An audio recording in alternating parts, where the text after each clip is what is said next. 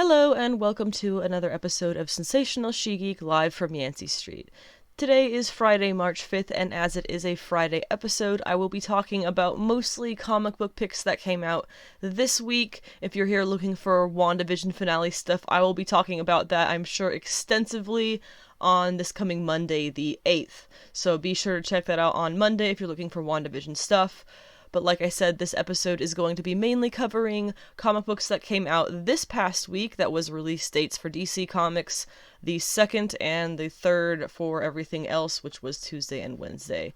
So I'll be talking about America Chavez, Made in the USA, #1, Demon Days, X-Men #1, Jonah and the Unpossible Monsters #1, Nubia, Real One graphic novel, which actually came out a few weeks ago, Chariots #1, Sonjaversal #2, and then some much smaller blurbs about Swamp Thing, Infinite Frontier, Hellions, and Sensational Wonder Woman. After I cover all of that comics goodness, we have some news, like we usually do, about some stuff that's going to be happening in Infinite Frontier, and then some Obi-Wan Kenobi Disney Plus casting news. That is official news. There is later on the Mutants Marvel mutant movie possible news, which is not news. It's definitely a rumor. And then there's Comic-Con San Diego updates, Superman and Lois updates. We had episode 2, and it has been renewed for season 2, so that's exciting. And then a bunch of drama about the Venom 2 release date, which has been shuffled around quite a bit, and it looks like there's still going to be some shuffling to be had. And once again, if you're looking for WandaVision talk, I am going to be hopefully really happily covering that on Monday, the 8th, in the next episode. I thought about doing a special for it the way that I did for Superman and Lois, but since I've been covering them in the Monday episodes anyway, I'm just going to stick with that. But without further ado, that is what we're going to be doing in this episode, so let's go ahead and jump into the comic book picks this week, things that I really enjoyed, and then just some things that are worth mentioning. I have to mention, what I really love? I love women being heavily involved in comic projects, be that as creators or characters, but you know what I love even more than that? I love it when those comics are legitimately, critically fantastic, to the point where I can pick apart specific reasons that the comics were so well made, what makes them so well made. And this week, I was honestly a little shocked by how many of the week's releases fit into both of those categories of things involving women in the characters or creators, and that were just really honestly stupendous comics in themselves. So I'm really excited to talk about these first couple of ones that I have. I'm really excited to talk about all of them, but these first couple of ones that I'm going to be going over are those ones that I'm talking about. It'll be America Chavez, Demon Days, Jonah, and Nubia. Like I said, Nubia is a graphic novel, and it also came out 2 or 3 weeks ago, but I only just picked it up this Wednesday, so we're going with it as a this week comic, even though it is, again, a graphic novel. It's so good, though. I gotta talk about it. So let's go ahead and stop rambling about all that and actually get started with this. The first comic that I'm going to go over here is America Chavez, Made in the USA #1. This series we have been waiting for, oh my gosh, it's been over a year. I think it was Carlos Gomez, the artist, actually, I think posted as it came out on Wednesday that it was about a year, almost to the day, that they've been working on this project. The author now is Kalinda Vasquez. There was initially... The series had a different title, and it was under a different writer. It was under the writer who did the last America series, just titled America. That series was critically bad. I'll just say that. It had some great covers, fantastic covers. It had some great bits of it, but as a whole, didn't really strike fans of the character even as a great series for her. And I think... speaking as a fan of the character, this is a complete 180 in the absolute best way possible. They aren't changing anything about her. I was coming into this a little bit concerned because the solicitations were saying all this stuff about, we know all about America Chavez's past, or do we? It's like, okay, please don't go backwards and say she's not actually from the Utopian parallel, because that would kind of suck, to be honest, as writers have realized in the past decade or so. Changing massive things about characters like that on the fly isn't usually a good idea from a fan's standpoint, or reader's standpoint, I should say. So, good news is they don't seem to be actually changing anything about America's backstory or history or anything like that. They are just adding to it. And that seems to be the way to go with writing comics these days for characters that you're not just creating.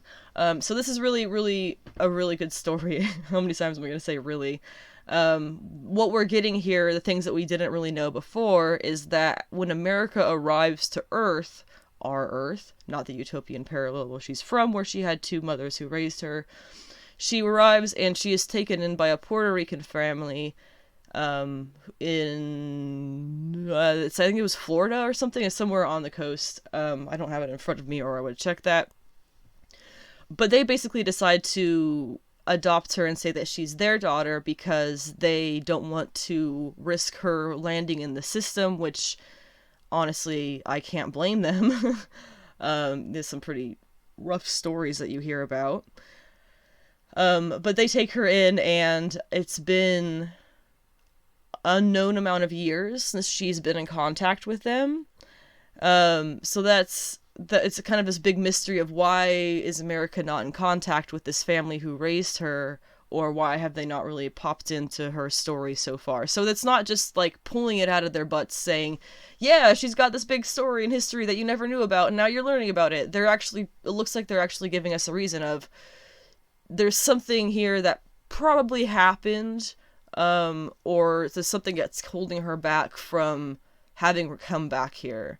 And we get a little bit of that tease when we get this new villain cameo, I guess. I can't tell if this is a male or female or what kind of villain this is. They are humanoid, and that's the best that I got here.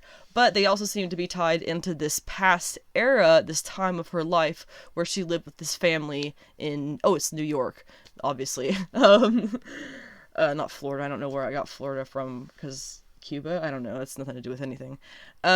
Anyway, so this new villain they seem to be having something out for her due to something that happened during this time period, because they watch her come to rescue this family when their house is on fire, because she's still keeping tabs on the neighborhood, which means that she's probably aware that something might end up happening there, or they might become targets, which it seems that they now have. So whoever this person is who's targeting them, or at least this building that they live in, they seem to have the inside knowledge on this part of America's life, where nobody really seems to either. The only person who seems to know anything about it is the random superhero fan of America who pops up when she and Kate and her girlfriend are all fighting these giant mole things that came out of the ground in Los Angeles, which is where America actually lives now.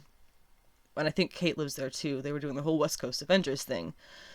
So this fan, I guess, runs up to her and she says she's a super fan, and it's like mid-fight, it's really weird, and she drops this bomb about, no, not your utopian parallel family, I mean, what about your family here in New York, or whatever it was that she said.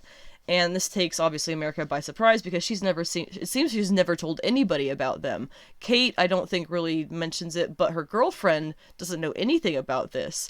And on that note, I'm not sure who her girlfriend is. The last time I knew she had a girlfriend, it was somebody who, I think she was a nurse with Jane Foster, and she was part of that whole humans who are dating superheroes and super people support group that I believe Aunt May runs.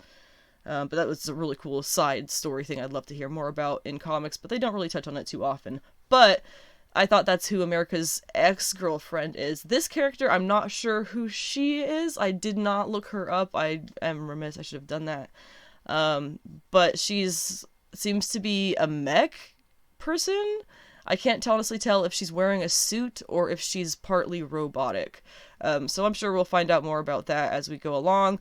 The scenes between America and Kate were fantastic, and of course Carlos Gomez's art was everything that we were hoping it was going to be. He draws America super, super well, and this whole series is doing, as this whole first issue at least, has done an excellent job of setting up the series if it is going to be what I'm kind of thinking that it is. I'm very, very glad, once again, that this isn't going to be them completely redoing her origin. They're adding more to her story, which is honestly the best way to go about doing these things.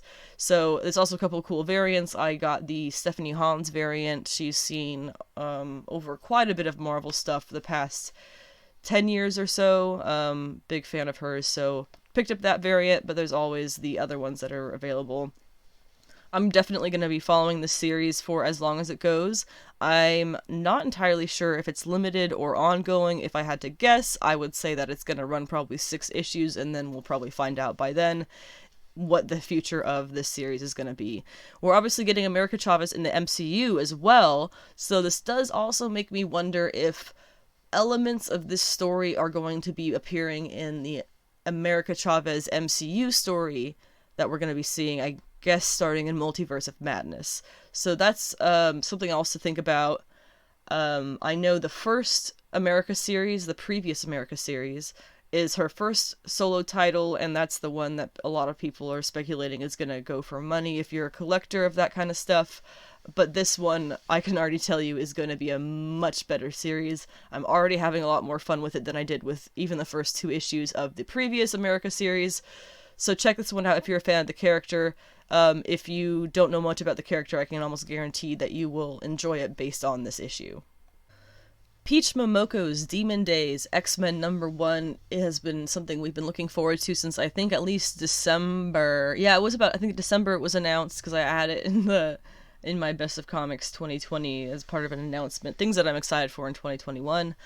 And it is so, so worth the wait. This was a very, very fun experience to read. Lots of hidden details, lots of things to pick up on, lots of reasons to read it more than once, which is so, so cool when you come across that in a comic. So Peach Momoko, of course, is the Japanese artist who did all of this. She even wrote it in Japanese, and that is why you get the English translation credits on the interior cover there, because she did write this in Japanese. I don't know how much English she speaks, if she does speak any, but Japanese is definitely the language of choice that she uses, so I'm very, very happy that they have put a project like this in the arms of somebody who can so clearly cover the Japanese history of storytelling and whatnot. So on that note, there are several tropes of Japanese stories Japanese legends, I guess you could say, in this. One of them, the most obvious one, being the beast living in the mountains who the village is at odds with, and you get the person who comes in and kind of solves that relationship so that they can live more in the community.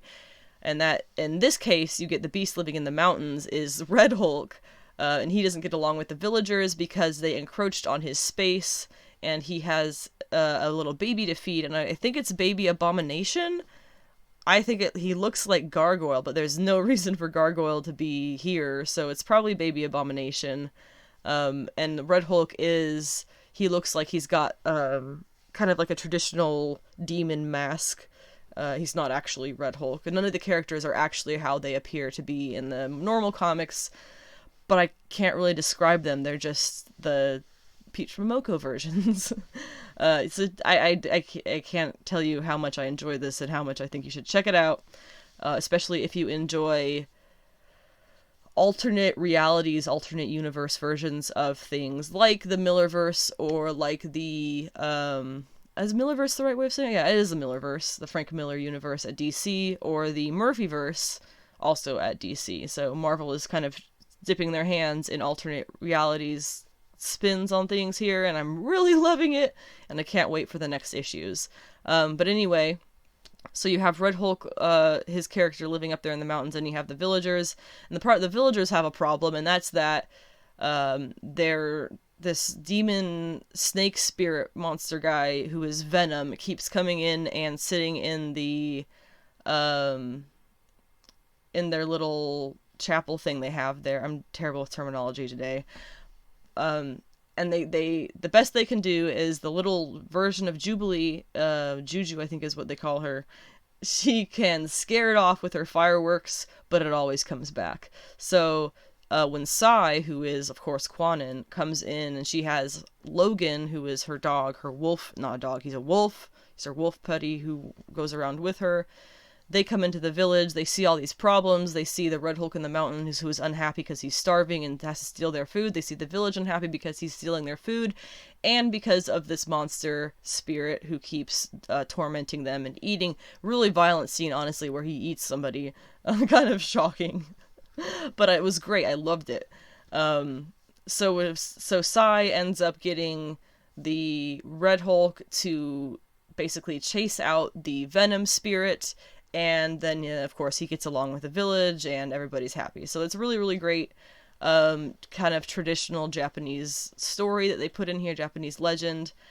And there's some fun stuff, too. Of course, you have the characters. You have Jubilee, you have Danny Moonstar, you have Quanon, obviously, and Logan, Red Hulk, Venom, and then you also get a fun little tease of, I guess it's not really a tease, it's more like a reference of Patch, Patch being the Wolverine Logan's alter ego, I guess you could say. When he's doing like business stuff, he wears the white suit with the eye patch and he goes by Patch.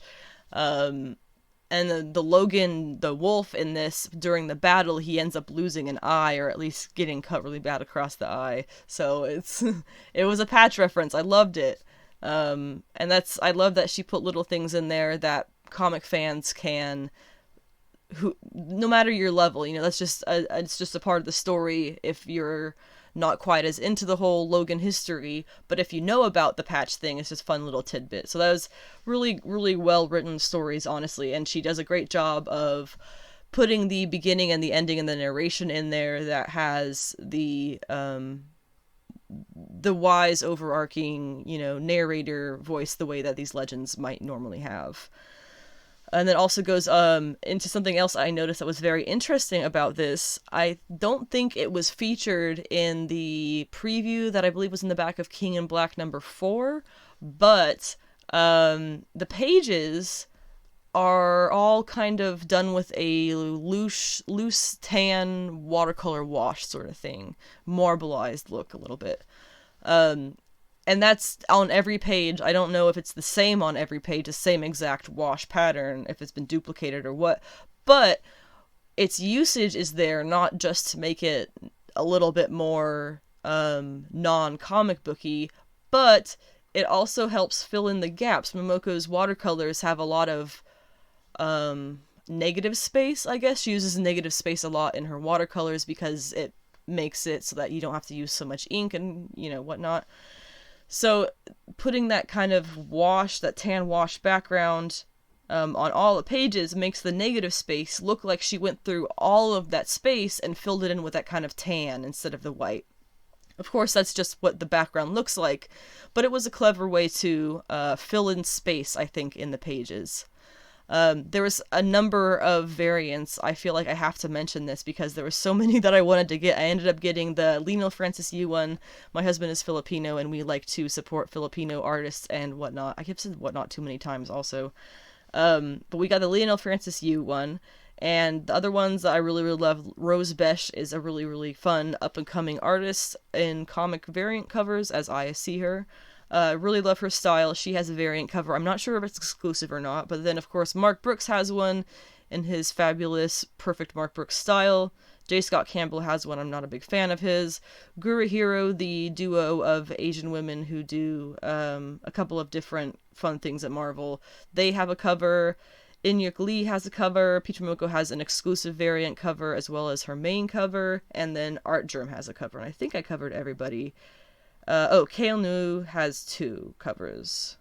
Ken Lashley has a cover. Wow, there's more than I thought. David Mack has a cover, and Sabine Reish. And there's also a 1 of 500 incentive variant from Peach Momoko. 500 copies of this. I wonder how many of these 1 of 500 incentive covers even exist. I'd be really curious to find out. But anyway, I'm really just trying to sell you on this series because I think it was that good. Demon Days #1. Oh, and I haven't even got into the ending of it yet. So the ending of it, the story ends, and it's a girl sitting in her bed having read the story in a storybook. How cool is that? kind of tying it into the next issue, which is going to be about Mariko, who we know as... She's been several things, kind of. I most know her as the character who is intertwined with Wolverine's history. They were engaged and had this whole love affair thing. She's also the sister of the Silver Samurai. She hasn't, as far as I know, been too much in Marvel Comics the past couple of years. I could be super wrong about that. X-Men stuff pre-Jonathan Hickman is kind of a mind-boggling mess to me. I know bits and pieces of it, obviously, but it's a bit of a mess. But Mariko, it's really cool. We're going to have that. And it's actually going to be called, the second issue, Demon Days Mariko #1. So she's going to be the main character. The other main character we know who's going to appear, who seems to be her caretaker or something, is Black Widow. We can tell that it's her based on her character design. She has the nice little red widow symbol in her hair. Really, really excited to see what these two are doing together. What the little world that Peach Momoko has made for them is going to be. And also, somehow these 4 issues, while they do... Now it seems that they're going to be covering 4 different segments of the Marvel Universe, or possibly the X-Men universe, loosely. They do seem to be like they're going to be intertwined, because while this X-Men story was a story Mariko was reading, at the very end of the issue you see Logan outside her window, or somewhere off nearby. So it does seem... Logan the Wolf, I mean, not Logan the Dude. So it does seem that they're going to be somehow interconnected, and in the end, I'm really excited to find out how that connection is going to work out. It's going to be really cool. I really, really enjoyed this. I can't wait to read it again, and I'm just trying to sell you on it. Demon Days X-Men #1, Peach Momoko, you're supporting Asian comic artists and writers at a time where there is a lot of hatred towards Asian communities, as also it is a woman writer and creator, and it's all her brainchild, and you just gotta love it for the awesome alternate reality Marvel thing that it is, you know? It's great. Moving on to Jonah and the Unpossible Monsters #1. This was a big surprise to me. I actually picked it up for the Jen Bartel variant cover, which I was really pleased to find, because it is a D cover, so it's, you kind of have to just find a shop who knows if people collect Jen Bartel stuff and doesn't just buy the first or second variants.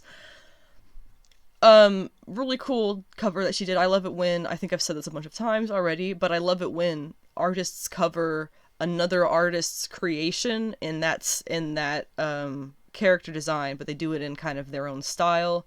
You can see it all over, Frank Miller's Batman universe. You can see it through Sean Murphy's Harley Quinn stuff right now. He has another artist working on the Harley Quinn book with him and his wife. And then, Demon Days, all the covers for that. Really, variant covers do it really well with indie books and things. But yeah, so I picked it up for the Jen Bartel cover, which I really loved. It's by the Samneys, the husband and wife comic art and writing duo. They both art and they both write. They're both art.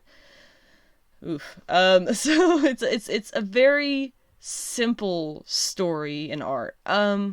Well, I'm not sure if simple is the right word for the story, but it feels very straightforward and clear, even though there's a lot of questions that you have. Of course, any good story is going to be having questions in it. So basically the story is, Jonah is this kid. She was last seen by her sister on the day that these unpossible beasts arrive, which, by the way, the beasts are drawn like, whatever they are, monsters or whatever. They look like children's drawing that have come to life. Children's doodles of monsters and things. They're kind of, not like anything, dinosaurs really. They're just something else. But she was last seen when those things arrived, and now she's been missing for a year, and her sister Rainbow has been living in some kind of, not really homeless community, but it's like this kind of community of tent. I guess it's kind of a homeless community, yeah. We don't know why they did have a family, because we heard them talking about that in the beginning when they were still together. We don't know why they got split up, although we can obviously assume the monsters are related or involved somehow. not really clear on that, but again, it's just a very straightforward premise, I think, where she and her sister were off adventuring away from their family. This big old thing happens, these monsters arrive, they got split up, and now Rainbow has been looking for her sister. Unsure if the family is confirmed dead then, or if they're just not the concern of hers because her sister's younger. But it's a very clean, clear story. The art has a lot to do with that. The art, if you look at it, if you read it yourself, the art is very simple, and it's hard to describe. I'm having a hard time finding the right words for it here, which is kind of funny. But it's very simple art that at the same time has heavy details put into certain elements of it, like leaves and trees and things like that. But I really enjoyed just the brief little, I guess, introductory issue that this was, setting up the world really, really quickly, setting up the characters really, really quickly, no wasted space, no, wasted dialogue, things like that. I love it when comics do that. It makes it so that every bit of, every page turn, every panel, it adds to the story and doesn't just, fill in. And that's really, really good. So, Jonah and the Impossible Monsters, definitely recommend that one if you're into... I wouldn't call this a child story. I would call this an all-ages story. I'm actually not sure if there is, like, an age lower limit that they've got, the way comics do, 14 and up, that kind of thing. But I would say it's in the ballpark of Adventure Time and things, less weird. But it does have the weird element because these monsters are like children's drawings come to life. It's kind of funny. But I'll see. I'm definitely going to get the second issue to see kind of what's going to happen next and how the story, if it's going to be paced similarly or what. I don't know. I'm curious as hell, though, to find out what's going to happen next with Jonah and the Impossible Monsters. Now, Nubia, Real One, the graphic novel. While I've got to kind of talk about this for a little bit because it's really worth discussing. I haven't finished it yet, and it did come out 2 or 3 weeks ago, but I really need to mention it. It is written by L.L. McKinney and drawn by Robin Smith. This is, I would say Smith's art is perfect for graphic novels. It is somehow rough yet detailed at the same time, and I think the best example of that would be Nubia's hair. It's a long black kinky mass, but it's basically sponged on just black ink is what it looks like. But sometime at the same time, it somehow features the exact minimal key details that she needs to accentuate what it is into actually appearing as hair, going from just sponged on black ink to hair. But there's tiny little details that she puts in there to make that happen. Very few of them too, so they're placed expertly. It's stunning, and it looks exactly like the hair type, the hair type that she's going for. You get all kinds of people in this book. You get all kinds of body types and personality types. And that's a really good snapshot of the world. This whole thing is a really good snapshot of the world, taking place in, it seems, a Georgia city. And it brings up a lot of modern realities. So McKinney, she writes Nubia and her friends like modern, I don't know if you could say urban teens, that's not really it. They don't seem to be living in the hood or anything like that. They are, it shows what, she's doing a really good job of showing what the younger generations, you can kind of put that marker in wherever you want it to be, but the younger generations are kind of better at best of both worlds kind of thing, right? They're smart, they're caring, they're thoughtful, and concerned for their futures, but they're also witty, fun, unique, and extremely determined. So they have, kind of the best of both sides of culture, I guess you could say. I did see a review. It was actually something that McKinney addressed in a tweet, and I would like to kind of address it as well. The review harped on the fact that most, if not all, of the white characters aren't really positive influences in Nubia and her friends' lives, or at least they aren't really there for her when she truly needs them. While this writer of the review definitely meant this as a critique, it shouldn't be seen that way. It was not meant to be seen that way.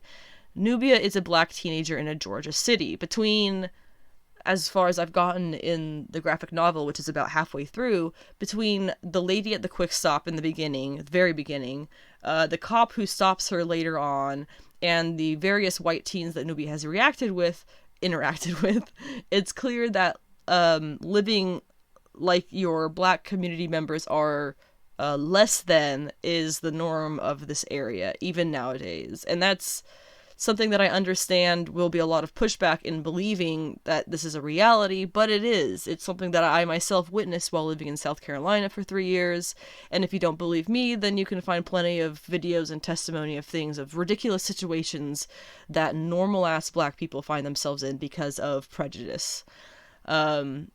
All over the internet. You can find it anywhere. You can find anybody. I'm sure you know somebody who knows somebody who, has a friend who's had the situation. As grim as it may seem, it is the reality for teens like Nubia all over the country, and probably even broader than that. But Nubia lives with her 2 moms. They are 2 black women who are both very different, but they both have the same goals in mind for Nubia and general life things, it seems. They're on the same page. What I really like is how they've captured the average, just an average lesbian relationship and parenthood. Media tends to get caught up in the 2 women part of the family, but this family is as natural as any. They're careful with Nubia, but that's, there's good reason for that. This is not just a normal teenager. When Nubia was a toddler, she started showing signs of superpowers, and since then her mothers have had to relocate their lives anytime people find out about what she is, who she is, anything like that, which kind of, where I'm in the story, we just got the reveal of Nubia being the actual sister of Diana Prince, Wonder Woman, which is super, super exciting. Also says that one of her adopted mothers here are from Themyscira as well. I can't tell you how excited I am to have Nubia being full-fronted stated as the actual sister of Diana.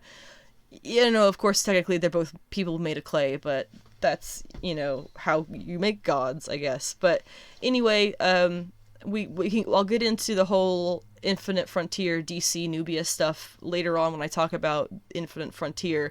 But this was really, really cool. I haven't finished it, like I said, but I've been reading it before bed, and I don't want to put it down. I have to stop myself and put it down and go to bed because it's been really, really good. I'm taking my time in reading it definitely as well because, like I said, the art is perfect for this, for graphic novels, and just the way that she draws the different people and their different hairstyles and the different faces. It's all very unique. Everyone is unique, and I think that's really, really cool. You don't get average-looking people. I mean, you are getting average-looking people, which is the thing. Average-looking people are unique, They're not run-of-the-mill. They have odd faces and things. So that's really awesome that we're seeing all of that represented in Nubia Real One, and I can't wait to finish it, and I think it's only like $16-17 if you buy it from a just regular comic shop, so definitely do that. It came out a couple of weeks ago, so it's probably still out there waiting for you to find it. Chariot #1 was an indie book I was not planning on picking up because I honestly didn't even know about it until New Comic Book Day. It's by a black writer, Brian Edward Hill. He is a big gaming nerd as well. If you read any of his, or not read any of his stuff, if you listen to any of his interviews, he's a lot into just like general nerd stuff like that. And is drawn by Priscilla Petrates, I think is possibly how you say that, whose work I don't think I've ever seen before, but it is gorgeous. But I just want to talk about what happens in it a little bit. It's a very interesting plot, and then there's some creator notes in the back that add to making it interesting when you see their whole point of view going into it and why they're doing the story. So it starts with an indestructible car. It's a flashback. Indestructible car getting driven by this blonde woman in the 80s, it seems. It goes over a cliff into the water and she drowns, but as she's like drowning inside the car, this pink light goes off and then fades. And then now we see a down on his luck guy in the whatever the modern era is. He's got a history of bad decisions. He's a criminal. He's a felon, and he's trying to do right now by his sick kid. His ex-wife's new boyfriend is a cop, so there's a lot of kind of people breathing down his neck, he feels like. But he holds a job now at a junkyard and owes a lot of money to a local gangster mobster type. That night, a junker had already come in that caught his eye. It's the car from the beginning. Big surprise. When the mobster comes back that night, he goes and has his dudes beat the dude silly because he hasn't paid his money back. But the car turns itself on and kills most of the mobster dudes' men and at least cripples the leader. Unclear on if he's dead or not. For his sake, I hope he's dead because it was pretty rough what the car was putting everybody through. The guy thinks that somebody was driving the car who he just didn't see in it. But then the woman's ghost comes out of it asking what a nice guy like him is doing in so much trouble. Like I said, the art is absolutely delightful. The characters are drawn similar in Nubia. It's a completely different art style, but similar in that they are all unique looking and they have interesting faces and body types, all kinds of people, all kinds of faces, all kinds of body types, all kinds of hairstyles, all kinds of personalities even, it looks like, all kinds of fashion. It really, really works because that's reality, folks. That's what you see when you walk outside your front door. In the artist notes at the end, Brian Edward Hill writes that he wanted to explore in this series his love for, quote, speed, righteousness, technology, and passion. Count me the fuck in. That sounds awesome. And to kind of reiterate that, Priscilla Petrates writes that she kind of wanted to make this her technology fantasy. So yeah, I really dig that. And something else she noted was that she and Brian Edward Hill, the writer, have only ever spoken twice, have never met in person, and write this entire story through DMs and emails, which seems pretty insane to me. I have to also mention the color is by Marco Lesko. He does a fantastic job as well. This whole style of not really communicating with your artist seems unbelievable to me. I know it's something that Tom King does, and I know it's something that that Hill himself does with most of his projects, because we've seen them talk about it with each other on podcast interviews and things, but I don't know how they do it. Apparently they just write out everything that they do their whole writing, and then they email the script or whatever it is that they wrote out over to the artist, and the artist does their thing, and then they send it back, and that's it. It seems nuts to me. I just feel like as a writer myself, I feel like I would just not be able to let go of that creative control of, now I want to make sure this looks like this, and this is what I was visualizing when I saw that, and maybe that's what they're writing in their notes when they send it over, I don't know. But it seems nuts not to constantly have a back and forth like that. And I guess if they're doing DMs and things, they're probably doing a little bit more communicating than Tom King does with his artists, which I don't know how he ends up getting these fantastic things that I love to read every time if he writes like that. It seems mind-boggling, but the fact that they had those little bits in the end that he wants this to be about speed, righteousness, technology, and passion, and she wants it to be about her technological fantasy series, I guess. That is kind of what caught me with this. I'll probably be picking up the second issue. It's only of 5, so if you are going to get the second issue, you might as well get all of them. So I'll probably end up doing that as well. Sonjaversal number 2 I want to talk about because it is a bit of a ridiculous series. The first issue I was kind of on the fence about. I wasn't really sure what was going on. The second issue solved all of those problems. I am into it. Definitely picking up the third. This is some bizarre stuff, but in the best way possible. So, as this is a Sonya's Across the Universe series, we get a couple of Sonyas here. Green Sonya we had in the last issue, and she was mentioned in this issue. She is the dinosaur/Jurassic Sonya, who I guess can turn into a dinosaur, who was, I guess, killed or at least removed from play. Not really sure if removed from play means killed in that context that they were saying it. Purple Sonya is, she's the one who controls the mech unit Sonja, who I don't know if she counts as a Sonya. I don't think so. She's a robot android thing that Sonya goes into and controls, kind of like Pacific Rim and all of that stuff. Then you get Orange Sonja, who is the She-Devil of Circuitry. She was the one who was, at the last issue, she had to go and prove herself to her whatever, and goes off and has to go kill Red Sonja, but then she ends up hanging off a cliff at the end as Red Sonja says, you know, why do you guys keep coming to kill me? And you see all this dead Sonjas on the ground in this pit. So we find out now that she is the She-Devil of Circuitry. She calls herself the Holy Champion of the God Between the Stars, Kilkline. So now we're getting into the really crazy out there stuff. That's even better. And then there's Red Sonja, who is the standard R Sonja, obviously. And she battles Orange Sonja, the way that we saw it, the kind of ending at the last issue. We see her battle her throughout this issue, and we see the backstory of this Red Sonja, which, I guess they all serve the same god, except Red Sonja is, or at least feels like, she's the only one who hasn't betrayed her faith, so she doesn't need to work for the priestess lady who we see at, like, the hub of Sonjas. It's a little bit confusing, but also Red Sonja does use the term Crom's taint at one point in the series, and I lost my mind because that shit was funny. There's also the queen or priestess, I think she's a priestess Sonja, who seems to work on behalf of the Holy Godhead, as she says it, a character we have yet to really see, I think, called Mistress Scathach. Scathach. I'm not really sure what that name comes from, but it's not very fun to say. When Red Sonja beheads Orange Sonja at the end of the series, or the issue, sorry, this godhead statue gets really, really angry. And then the priestess starts wondering if Red Sonja was right and they were mistaken in choosing her to be their sacrifice or whatever, and she's actually faithful. So getting bits and pieces of behind the scenes plot kind of, and more or less as we go forward. I really like it. It seems that we have this like whole hierarchy of Sonjas who answer to like a Sonja god of some kind.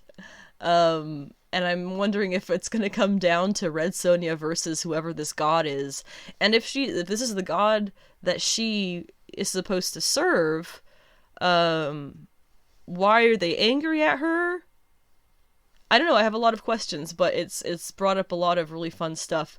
And we do get to see a lot of other different Sonja types in single panels and things. Examples being, I'm giving them names because I don't know what they are. Biker/Blue Sonja, Cowgirl/Pink Sonja, Silver Sonja, Lacrosse Sonja, Steampunk/Black Sonja. And then the final page, you get the spread, and there's a few others that include Devil Sonja, Demon Sonja, Monster Sonja, Viking/Punk Sonja, Ninja/Japanese Sonja, and a couple others that I'm not really sure were repeats or not. They all arrive in the end when they get summoned to this, after Red Sonja cuts off the head of Orange Sonja. She yells Crom's taint, and the portal shows up, and all the Sonjas across the universe also have portals that they're summoned through, and they all arrive in Hell, where Satan/Devil Sonja says that they have a blessed opportunity. Not sure what that means, and not sure what's really happening now, although I just figured out what was going on right before this, but I'm still into it.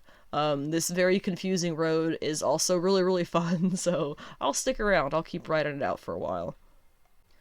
I actually kind of read Swamp Thing #1, which I wasn't planning on reading either, by Ramvi. He is also writing Catwoman, and that's why I'm interested in the Swamp Thing series, because Ivy is supposed to show up in both these series. It's I think it's around May-ish is when she's supposed to be arriving in both of them, so I'm curious if that's related, and if it's going to be related to the Batman Urban Legends story that Stephanie Phillips and Laura Braga are doing in issue 2 of Batman Urban Legends.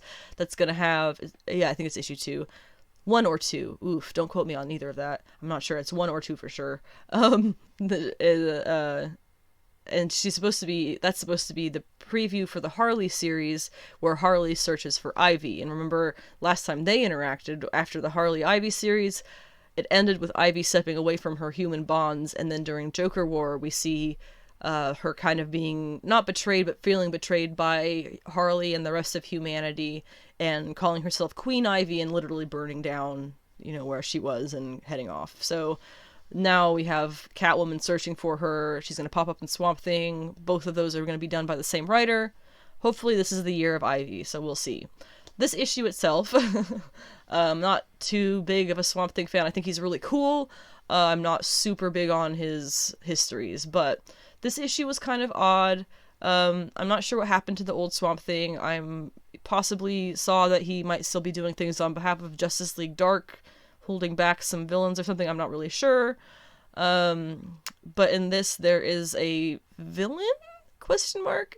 Who ends up being the embodiment of the desert, it seems, and he wants to teach this new Swamp Thing, who is a Indian American man, how to survive as an idea, as he discovers he's Swamp Thing, so he is the idea of the green, whereas this guy is the idea of the desert. So he wants to teach him how to survive, I guess. So I'm not really sure, is he a villain or not? The whole issue felt very foreshortened, like they had a lot more they wanted to put in there, but they just ripped all the rest out and just kept the key bits that you needed to have to have things make sense, mostly. I don't know. It was fine. Art was fine as well. It was pretty good. Good for the subject matter, I suppose. But the paneling, as is actually, I've done some reading, as noted by many fans online, the paneling was a bit boring and compared to what usually would be expected in these kind of magical type comics. Things like, Justice League Dark and Swamp Thing and whatever, Constantine. I guess I can see what they mean. It was a character like Swamp Thing, you would kind of expect there to be some vines and extra. But there wasn't. It was very normal, which is not really bad. It's just different. Poison Ivy shows up in the... I can't speak today. Poison Ivy shows up in the 3rd issue and will be showing up in Catwoman around the same time, so that's why I'm here, for context on that. Infinite Frontier I have to mention because it's the big DC thing that happened this week, and the only other main DC book that I read. The plot is basically it's Diana going through the universe to check on her friends and make sure that things are going okay before she takes up the position of this Quintessence, or whatever this name of all this old godly characters who just kind of like stand around and watch. I guess they're supposed to be like the Watchers at Marvel, but they're a bunch of different characters, different places and eras and whatnot. So, in the end, she ends up getting a new, extremely Norse looking outfit. I'm not sure why they went with the Norse versus more the Greek Roman that she normally does, but it's fine. I like the pants. I liked the pantsuit she had when it looked Greek and Roman a lot better, though. Running through the things that kind of happen in this issue really quickly, because I kind of a lot of it didn't really strike me as anything, Shazadam, I'm sorry, that was really lame. I was hoping maybe Bendis could make it work. He couldn't make it work. It was still really lame. It's Black Adam combining his name with Shazam for some reason, or them doing it for him, the people of this place he's saving, I don't know. But he's going to join the Justice League. I really don't like Shazadam as a name. I think that's dumb. Just call him Black Adam. Why does he have to change his name just because he's a hero now? Just call him Black Adam. I don't think Tynion writes female characters at DC well at all, so I'm not happy that he is writing the main bulk of Barbara Gordon, where we'll be seeing her in the future. And I'm sorry, Barbara, I do love you enough to not read this, because it's written so poorly around you that I'm not going to read it for your sake. He also writes Harley and Catwoman just tragically bad, so we'll be avoiding the Batman books like a plague. Nubia becomes Queen of Themyscira in Infinite Frontier, which is interesting. I wish she was the one on the Justice League, not Hippolyta. For some reason, Hippolyta is like saying she's sacrificing herself to man's world to go be on their Justice League team for them, instead of Nubia, who it was supposed to. Nubia was doing the whole test to see if you're gonna be the one who goes to man's world, but then she does it and she becomes queen instead of that. So all the marketing, meanwhile, shows Nubia in her Wonder Woman outfit from Future State, so I don't know why she's Queen and not Wonder Woman, unless I deeply misunderstood what was going on. Or they're just gonna, like, flip it around and be like, yeah, she's Queen of Themyscira, but she's also gonna go be a hero, not on Themyscira. which, fine, whatever, but why would you set this up this way then? I guess she's gonna have some stories in the Wonder Woman book that is gonna be starting, I guess, in April, I think? Or it's later this month, that's right, it's later this March, with Becky Cloonan and Michael Conrad as the writers. They did the Immortal Wonder Woman book. If you liked that, you will probably like this. They did a good job with this Nubia story as well, although I just don't understand why she's the Queen of Themyscira now. I feel like I missed something. Also, we get the Joelle Jones and Jordi Belair colors. Yara Flor going to Brazil. She is at the airport. Her uncle is saying goodbye. Her aunt doesn't like it. They left Brazil when she was a child, and she says, you don't remember what it was like. It was really bad, and Yara is saying, it's not that bad, it'll be fine. And then we see that there are people who are watching her, possibly the Brazilian Amazons,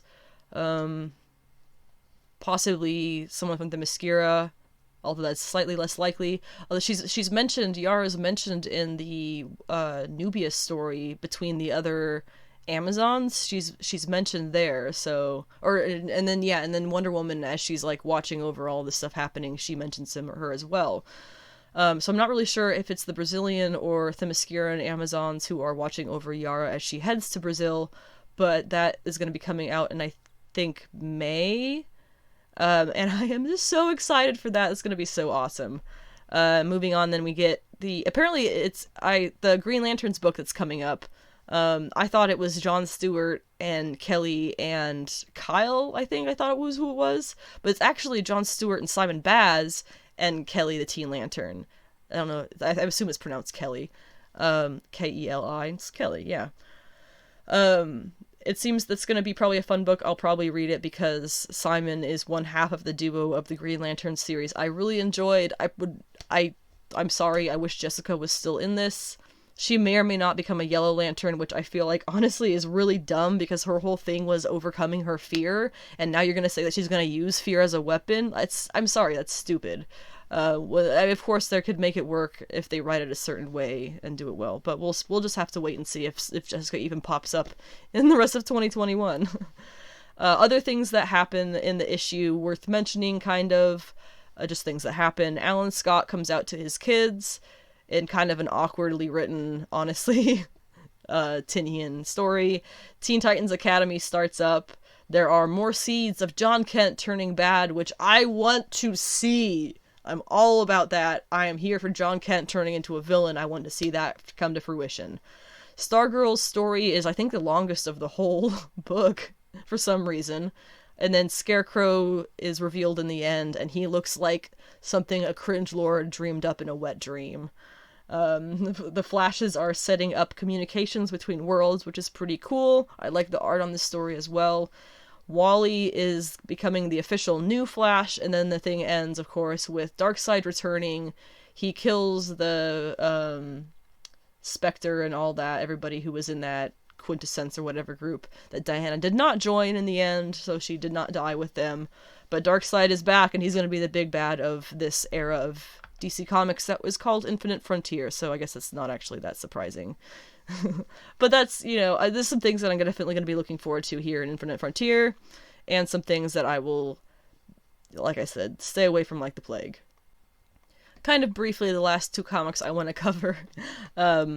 Sensational Wonder Woman #1 is, of course, the 80-year celebration, or the celebration of 80 years of Wonder Woman. Each issue in print is going to be a different creative team. They're all helmed by female writers, and for the most part, the artists are female as well. This issue was written by Stephanie Phillips, who is doing the Harley Quinn stuff going forward, as well as Nuclear Family over at whichever publisher that is. It's an indie comic.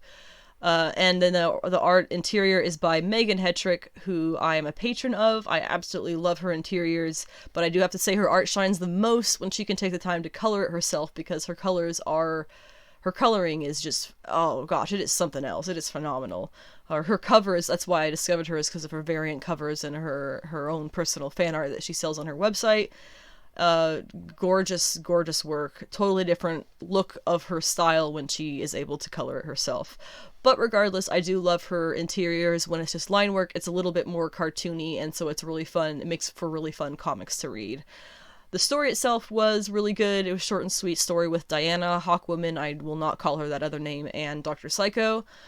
Dr. Psycho is always a fun one to have appear because he's just a short little dude who pops up and has this giant ego and then gets stomped on basically by all the women he tries to control. So, really fun story. Lots of jokes about Diana feeling that marriage is hell, and I think that was it's a funny, and I get the joke and blah blah blah. I would also like to remind people that marriage is what you make it. You don't have to go into a marriage and have the traditional housewife thing. You can go into a marriage and have it completely reversed. You can go into a marriage with 2 women or 2 men. So just friendly reminder, marriages don't have to be hell. That is a very much a boomer idea that marriage is hell. But anyway, the other one I want to talk about, Hellions number 10. Arcade is tricking the Hellions on his immortal world. Quana knew it wasn't real. She reaches out to Greycrow and they start escaping. That's pretty much where we're at. But at a certain point, all I could think about was the tease that Madeline Pryor is coming back, or possibly never was gone, or possibly this is just Arcade messing with Alex Summers a little more. But I would like to just not look at that way. I'd like to just look at this as she is coming back at some point. They do keep dropping little teases that she might be coming back. She is probably she's easily one of my top 5 favorite all-time characters, the Goblin Queen. And I do believe that a perfect ending for her would be let her take the Goblin Queen side out of her. I do think you can do that. It was put into her by Sim. Somebody can take it out of her. But anyway, Zeb Wells' Hellions continues to be fun. Although it's a little bit of a side X-Men series. It's not quite as integral to the rest of the stuff. But he's been writing Mr. Sinister so well. He's been writing all of them really well, but Mr. Sinister is hilarious, and I love it. So check out Hellions if you are a fan of Sinister. Really, you will not regret it. And that wraps up the comic book talk from this past week. There was obviously a lot that I had to talk about. I've gotten that all covered, so now we're going to move on to comic book media news and other geek media news, things like that. Starting with Supergirl, Woman of Tomorrow, new 9-issue series starting in June by Tom King and Bilquis Evely. I'm sorry I said that wrong, probably. I mentioned it earlier, but Tom King is one of my favorite writers, probably the easiest go-to. If he puts something out, I'm gonna like it. Pretty much guaranteed. Between him and Vita Ayala and a few others, there's probably 5 writers. Chip Zdarsky would be another one. Kelly Thompson is usually one as well. Tom King is probably at the top of the list for all those things, though, for me. He's just done some phenomenal stuff in comics. And I cannot wait for this. So many things that are exciting about this. If you are familiar with the character of Kara Zor-El, you are familiar with how round she is. And I know I've said this a lot of times when I was talking about the Kara Zor-El Future State Superwoman series that was a 2 issues by the Marguerites, Bennett and Savage. They did such a good job of capturing how Kara, yes, she is so caring, she is so friendly, she is so nice, she is so sweet, and she's so helpful, but god damn it, she had a mission when she came to this godforsaken planet, and when she arrived, that mission was gone. Her meaning in life was kaput. She showed up on Earth ready to take care of the last son of Krypton, her cousin Kal-El, the baby that she left Krypton with. And she shows up, and he's already Superman, the hero of the planet that they've been sent to. And you get it, right? You have to see, and so she spends the rest of her life, basically, or since then, being the sidekick to the character she was supposed to raise and be the mother figure for, ultimately. Being his sidekick, being his sometimes damsel in distress, being the alternate switch out between a multitude of sidekick characters that they just call upon because they need somebody. It doesn't matter that it's her, it matters that it's just somebody.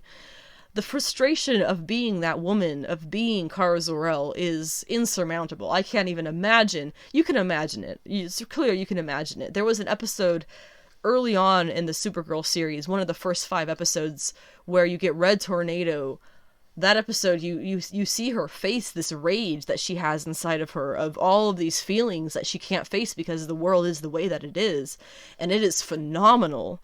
And you get a lot of that also in this Future State Superwoman series that she starred in. You see so much of that, the weight that she carries around with her, the disappointment, the judgment, the you're never gonna be what he is, and you were supposed to be the one to make him what he is. Point being, Tom King is known for taking characters who have these kind of intensely dark undersides. I'm sorry if you hear cracking in the background. That's my cat eating her hard food. He takes these characters who have these hidden dark sides they don't like to talk about and that people don't really like to write about, and he showcases that and makes that how they're going to step forward into the next era of them, whatever happens, throughout the series. So the fact that Tom King is working on Supergirl, I can only hope that that is the same thought that he has about the character. I knew he was a fan of her. I didn't realize he was so much a fan that she was going to be his next big project. He already has Batcat going, he already has Rorschach going, and he already has Strange Adventures going, and he's already announcing now this next one. So this must be something that is a passion project for him to be adding it on to already so many things. He's wrapped up writing all of those, no doubt, a long time ago, and this is his new thing that he's put out right after this massive 3-book era of Tom King stuff. Next up is Tom King's Supergirl, Woman Up Tomorrow, and I have got to hope that in the end of the series, it's going to finish with her taking the title of Superwoman, and that just being her title for the future of Kara Zor-El in comics. That's my hope in the series. If I'm wrong, I'm sure it's still going to be an excellent series, because like I said, Tom King is one of my absolute favorite go-tos in comic book writers. Also in the news, we had some Obi-Wan Kenobi Disney Plus casting news, and that is that Indira Varma has been cast in a secret role on Obi-Wan Kenobi. She was in Game of Thrones as one of the Sand Sisters, or I think the mother of the Sand Sisters, I think is how that worked. And she's been in some other things that I can't recall right now, but you can look her up. She's stunning. Nice olive-tone skin, if that's a term that even is used anymore, not from the 70s. But the rumors are, people are speculating, because we have absolutely no idea, as it said, it was a secret role, but people are speculating that she is going to be playing either possibly Duchess Satine Kryze, who is Bo-Katan's sister, and the late Duchess of, is it Mandalore, I guess, and would be the one that she would be the Duchess of.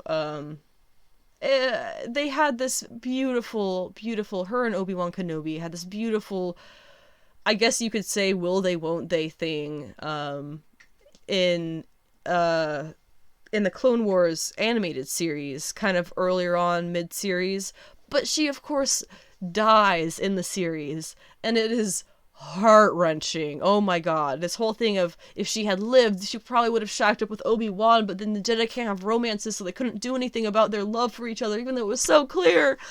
Also, on that note, George Lucas, I believe, somebody had come out and said that Jedi aren't forbidden from having sex, they're forbidden from having those kinds of ownership attachment relationships, that you have when you're in a romance with somebody. So you could say, if they're doing a flashback with Indira Varma playing Duchess Satine, you could say that we're going to see the actual relationship they had, be it just sexual or just their will they won't they stuff some more.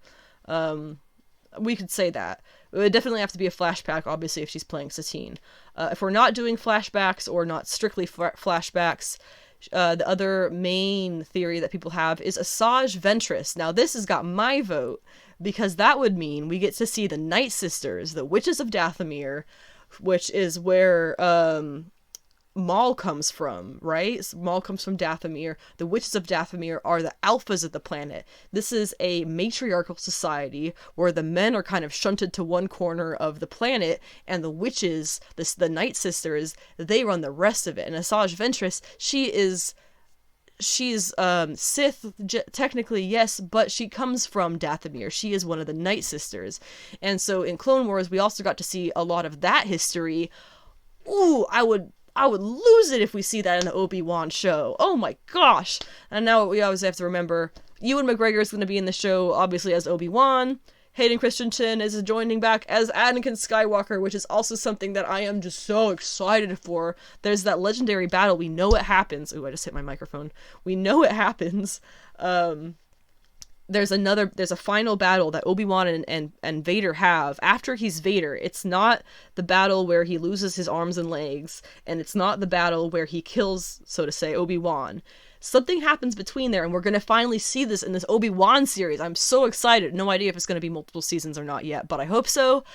It's going to be set 10 years after Revenge of the Sith, and is going to focus on Obi-Wan and his journey between the prequels and when we first met him in A New Hope. So it's going to be aging Obi-Wan, and I'm so excited for Space Jesus on TV. Oh my gosh, this is probably one of my most anticipated Star Wars Lucasfilm shows, really. Projects, I guess I should say, in general, coming up. Also in the news, we have an update for San Diego Comic-Con 2021. It has been officially postponed till 2022, which is not to say that there won't be any kind of Comic-Con at home. There will be Comic-Con at home, just like they did last year.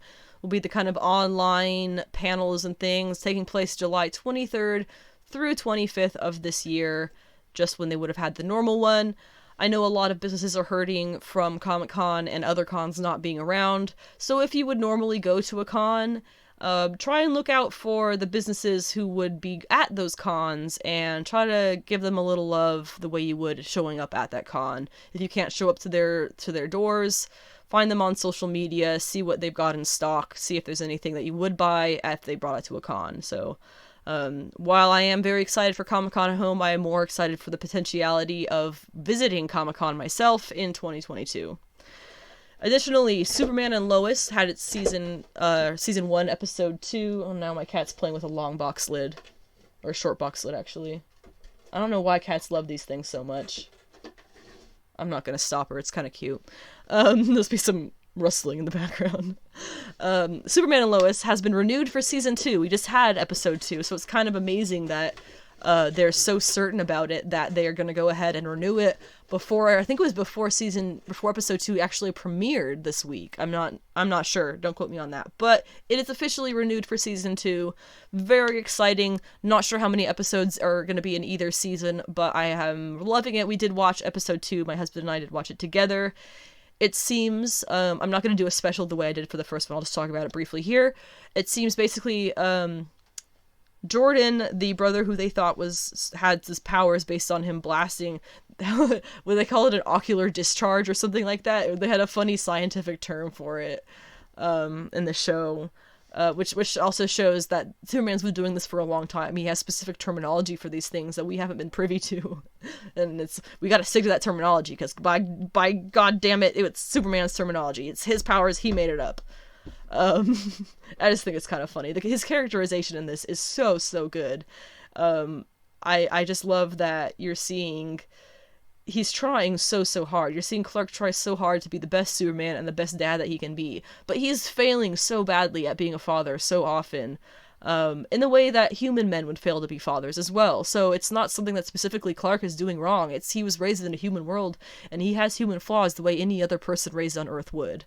So I love seeing that human side of him struggling to be a better father. It definitely is a struggle. But the brothers, they seem, after the news that Jordan doesn't really have the powers they thought he did, they seem to definitely be remaining close. I really don't want to see them paired against each other by the end of this as a light and dark kind of thing. That would suck. Although I do have to say, while I am not a huge Superman reader, my husband and I were talking, and he said that after watching this, one theory we had was that the sons are going to split the powers between the two of them. You know, John's going to get the speed and strength the way that it's useful to him in football, and Jordan's going to get the eyes and like breath or something like that. I don't know.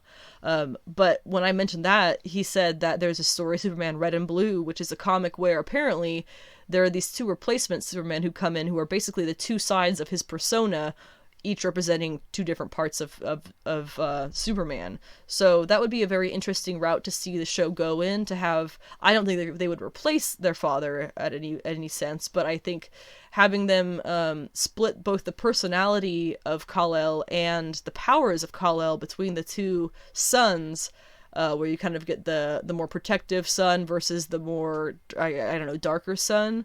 It'd be very interesting. We're already kind of seeing that. I just really don't want to see them pitted against each other, because that would suck. I'd rather see them help their father defeat Lex. Which, speaking of Lex, we get to see Superman of Lex's world, of this Black Lex, who was from a different world. We see the Superman of that world attacking the military. So that Superman was definitely prime evil. There's definitely reasons for this Lex to not trust any version of Kal-El. And he gets a chance to talk to General Lane, if just for a moment, and plant the seeds of mistrust or distrust of not trusting Superman in his head. So they have a great relationship, Superman and General Lane, his father-in-law.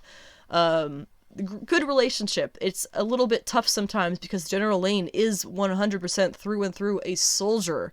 He wants Superman, he doesn't give a shit if Lois and Superman break up. He wants Superman to be the weapon for the military. That's all he cares about. He wants Lois and the kids to be happy, sure, but that doesn't mean Clark has to be in the family. He is 100% a military man, and having Lex, this alternate reality Lex, drop those seeds of maybe Clark isn't such a good guy, that's going to be a problem. That's going to start some drama, cause some mistrust issues for sure going forward. Venom has been shuffled around quite a bit between its release dates and whatnot. It was going to have a June 25th release date, but this week it was announced that oh gosh, that's not what it is. Fast and Furious 9. They just put F9 and my head just went to Fantastic. Fast and Furious 9 has been moved to June 25th as well. So Venom 2 will likely be moved again.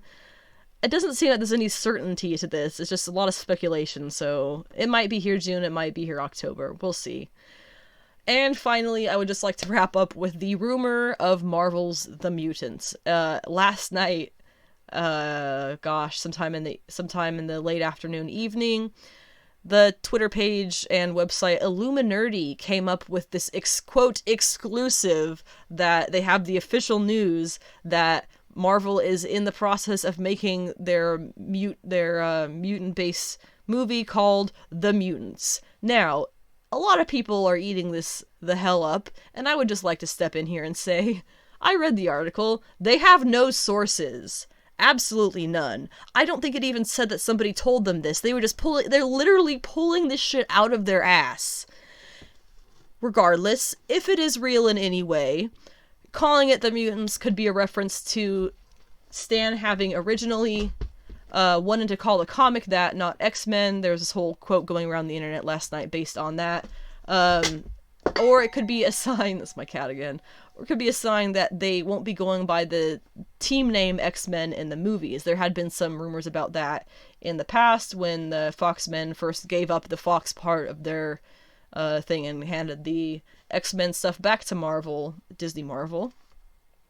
So, it's just a lot of speculation, and once again, I really need to, while it looks like every site on the internet has some take on this, it really does, I just need to step in here once again and kindly remind everybody that this article Illuminerdi wrote has absolutely zero sources, and they basically pulled this out of their ass. So if it does end up being true, good for them and all that, but don't just eat this up because they made it up. It's literally clickbait. As much as I want mutants to show up in Marvel ASAP, don't fall for this stuff. It's probably not true. It could, mutants, if you're talking about mutants being set up in the multiverse, in the Marvel stuff going forward, it could be that they're brought in through the multiverse of madness / just general multiverse things that are going to be happening in the Marvel universe in a little bit here.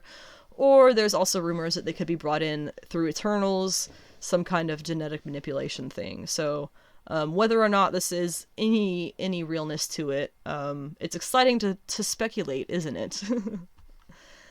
And that's about where I've got today. That was a bit of a long episode, as they kind of always have been. I think an hour 15 is kind of where I've been hitting recently. If you did like this episode, thank you for listening this far, and go ahead and, if you're watching it on YouTube, like and subscribe and all that stuff. If you're watching it on any other things, do what you can do on those other formats. Whatever you can do, let me know that you're watching, so I know I'm not just talking to dead air.